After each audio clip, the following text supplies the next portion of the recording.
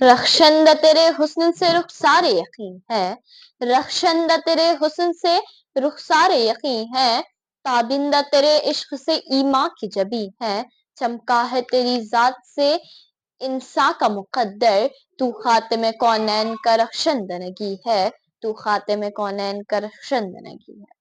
صدر علی وقار، معزز اساتذہ اور حاضرین محفل، السلام علیکم۔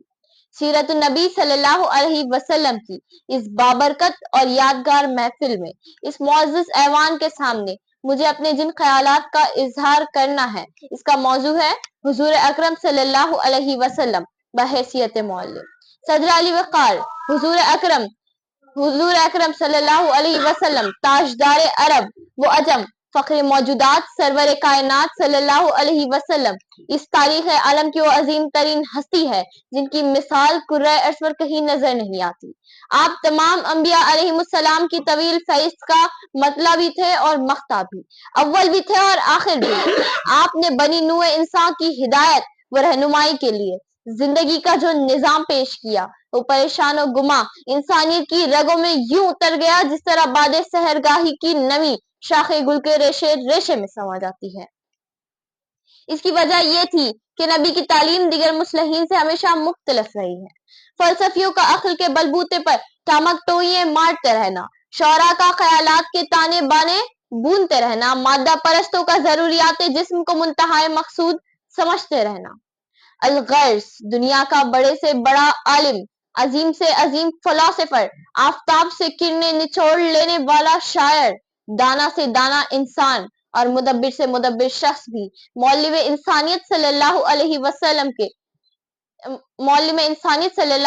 وسلم کی گد کو نہیں پہنچ سکتا۔ تنظیم و عمل، تہذیب و ادب، اخلاص و وفا، ایثار و کرم، سرکار کے حسن سیرت سے کیا کچھ نہیں سیکھا دنیا نے۔ صدر علی وقار، حضور اکرم نور مجسم صلی اللہ علیہ وسلم کی زندگی کا اہم پہلو یہ ہے کہ انسانی روپ میں خواہشات پرست حیوان پایا جاتا تھا۔ آپ کی سیرت سازی کی تاثیر سے یہ بالکل مٹ گیا اور اس کی راکھ سے ایک نیا انسان ابھر آیا۔ اس نئے انسان کے کردار کی درخشانی دیکھیے کہ حضرت عمر جیسا مکہ کا لاابالی نوجوان بدلا تو کہاں پہنچا۔ حضرت ابو ذر غفاری کو لیجیے کہ انقلابی جذبے سے سرشار ہو کر جاہلیت کو چیلنج کیا اور ظلم برداشت کیا۔ حضرت کعب بن مالک کا کردار دیکھیے، لبنہ اور سمیہ جیسی انقلابی شجاعت پر نظر ڈالیے، نجاشی کے دربار میں حضرت جعفر طیار کی جرأت سے سبق لیجیے، ایرانی سپہ سالار کے دربار میں ربیع بن عامر کی شان استغنا ملاحظہ کیجیے۔ تاروں کے اس جھرمٹ اور پھولوں کے اس گلشن کا مالی کون تھا؟ کس نے ذروں کو اٹھایا اور صحرا کر دیا؟ کس نے ذروں کو اٹھایا اور صحرا کر دیا؟ کس نے قطروں کو ملایا اور دریا کر دیا؟ کس کی حکمت نے کیا یتیموں کو در یتیم اور غلاموں کو زمانے بھر کا مولا کر دیا صدر علی وقار، حضور اکرم صلی اللہ علیہ وسلم نے باہر کے نظام کے ساتھ ساتھ انسانی قلب و ذہن کو بدلا۔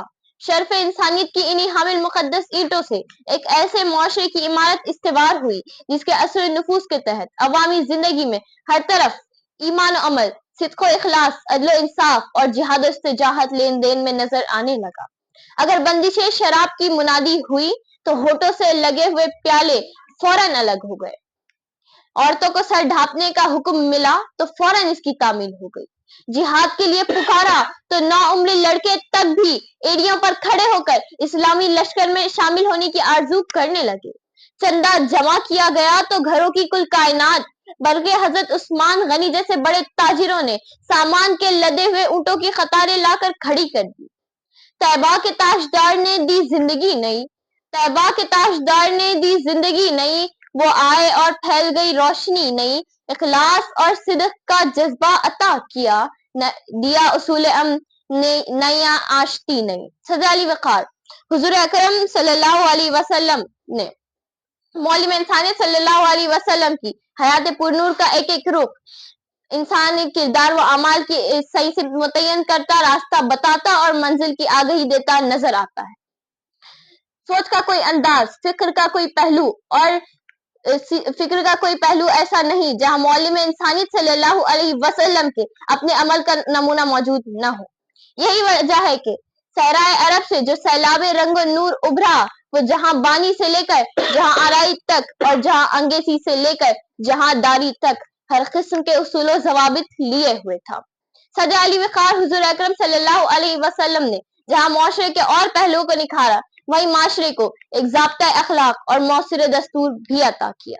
आप सल्लल्लाहु अलैहि वसल्लम ने खुमारबाजी, मैखवारी, डकैती, जिना, कत्ल औलाद, दरोहगोई, तकब्बुर रौनत, सूदखोरी, कत्ल गारत और जुल्म सितम का मुकम्मल खात्मा किया। नतीजा ये हुआ कि गुमराही के दलदल में घिरी हुई इंसानियत सबरी, निखरी और जमाने भर का फख्र बन गई। इतना कहकर मैं अपनी तकरीर अशार पर खत्म करती हूँ कि नाफिज जमी पर कायदे हो आसमान के, नाफिज जमी पर कायदे हो आसमान के, दुनिया नजारे देखेगी अमन अमान के। एक खैरुल बशर था जिसने बताई थी राह हक, एहसान लाखों हम पे है उस मेहरबान के, एहसान लाखों हम पे है उस मेहरबान के। बहुत शुक्रिया।